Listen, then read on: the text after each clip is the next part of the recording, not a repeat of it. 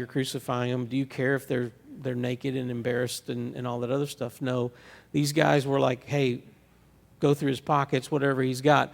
But apparently whatever undergarment that Jesus was wearing was of quality and everything, to where they didn't want to tear it up, they didn't want to mess it up, so they cast lots for it. And this is all going on at the foot of the cross, in the view of Jesus and all those who are gathered around them. Again, John doesn't give us as much detail here as he's given us in other parts. Why is that?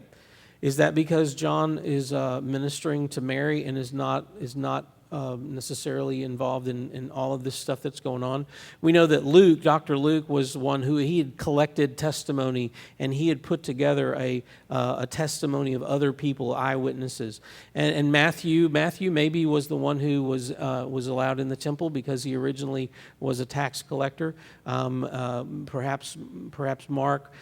We don't know, but we do know between Matthew, Mark, and Luke, there are some other things that have happened and are going to happen here that I just want to insert these, and we commonly refer to these as the 7 last words of Christ. So when we look at all 4 gospel, the detailed account of the trial and the crucifixion of Jesus, here are the 7 last things that Jesus said. In Luke 23:34, we see that Jesus says, "Father, forgive them. They know not what they are doing." Was this just talking about those Roman soldiers who were nailing him to the cross? Is this just about the Pharisees who had planned this whole thing? Was this just about Pilate? Or was this about us? We have no idea. Before we're spiritually alive, we have no idea what we're doing spiritually, right? When we're spiritually dead, we have no idea. I never, as a person before I knew Christ, I never sat there and thought, well, if I do this is one more sin Jesus is going to have to deal with on the cross. I never thought about my sin having an impact on anybody else. And we see that a lot of times when we have somebody who does stuff and they don't even see how it impacts their family. I doubt anybody's going, well, this is going to impact Jesus negatively. I don't think I'll do it.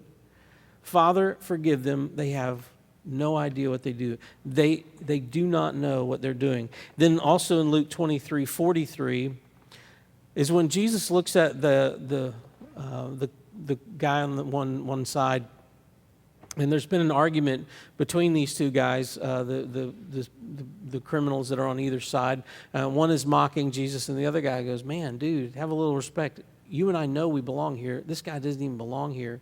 Hey, remember me when you get in paradise." And Jesus says, "Today you will be with me in paradise." The third statement that Jesus makes from the cross is found in John 19. And behold your son, behold your mom. And we'll get to that in just a minute. The fourth thing he said, my God, why have you forsaken me?" And we find that in Matthew 27:46 and in Mark 15:34. And so many times, Sally and I were talking about this yesterday, about how there are different Jewish language is a little bit different. There are things where they ask a question, but it's really not a question. It's more of a statement. It's a negative statement. Sally was having fun telling me yesterday about how her dad used to taught her one time how to not be a salesman, and that's when you don't go up to somebody and say, "You don't want to buy some cookies, do you?" You know, you're making a negative statement with an intention of a particular answer. Well, so Jesus, when he says, my God, why have you forsaken me?" He knows why. He knows full well this has been the plan since before the foundation of the earth. But still, he has this emotional pain that he expresses in this way.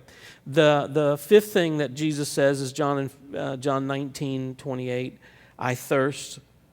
The sixth thing he says in John 19:29 and 30 is, "It is finished." Not I'm finished, not you're finished, but it is finished.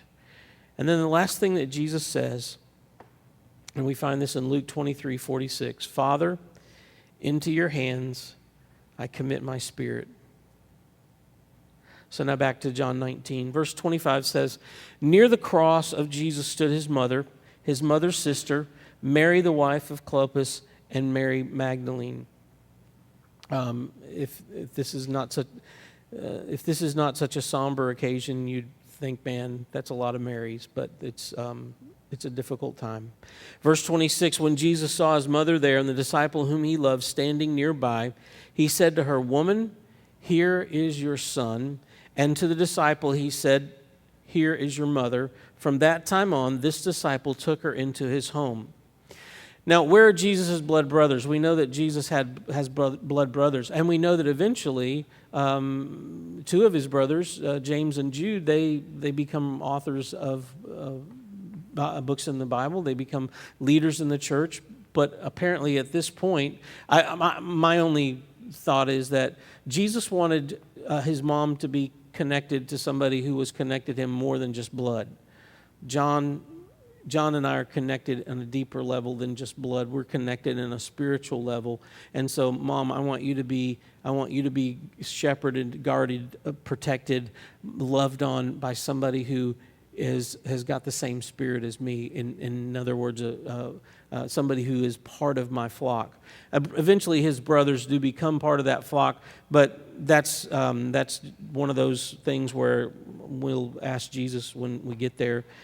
But Jesus wants his disciple, John, to take care of his mom. So verse 28, "Later, knowing that everything had now been finished, and so that Scripture would be fulfilled, Jesus said, 'I am thirsty.' A jar of wine vinegar was there, so they soaked a sponge in it, put the sponge on the stalk of the hyssop plant and lifted it to Jesus' lips." So almost the last thing he says, and then he takes a small drink before he says the very last thing. Verse 30, "When he had received the drink, Jesus said, 'It is finished.' With that, he bowed his head and gave up his spirit." Now, I know I just said that the last thing he says is, "Father, into your hands I commit my spirit."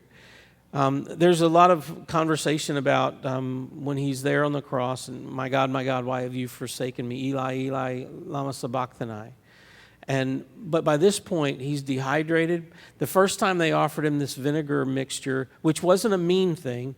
Remember, they were mean, but they also wanted to make it last a while. So they would give you this liquid because they wanted you to last a little bit longer. But the first time they offered it to Jesus, and it even was mixed with a myrrh, which might have deadened some of what he was going through, but he refused it. And then he says, "Eli, Eli, lama sabachthani." And people mishear what he's saying to the point where it's, hey, he's calling for Elijah.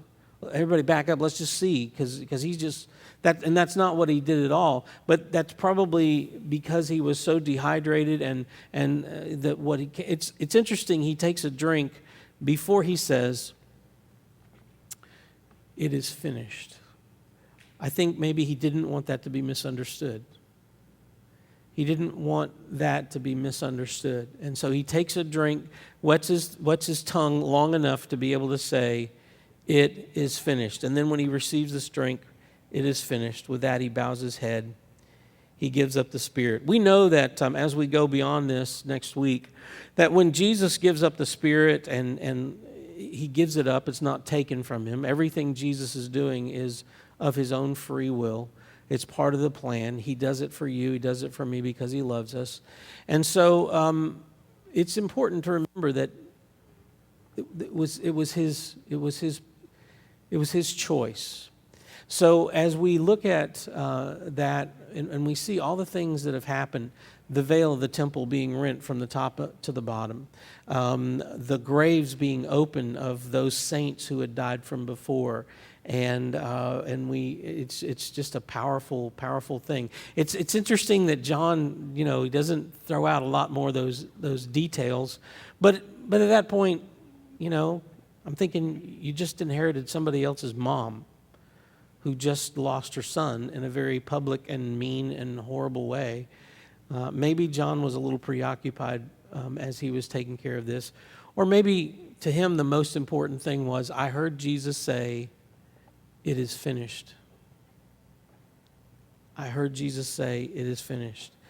When you think about the last 7 things that Jesus said,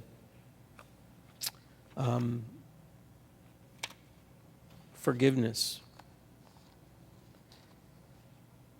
reassurance, forgiveness, Father, forgive them.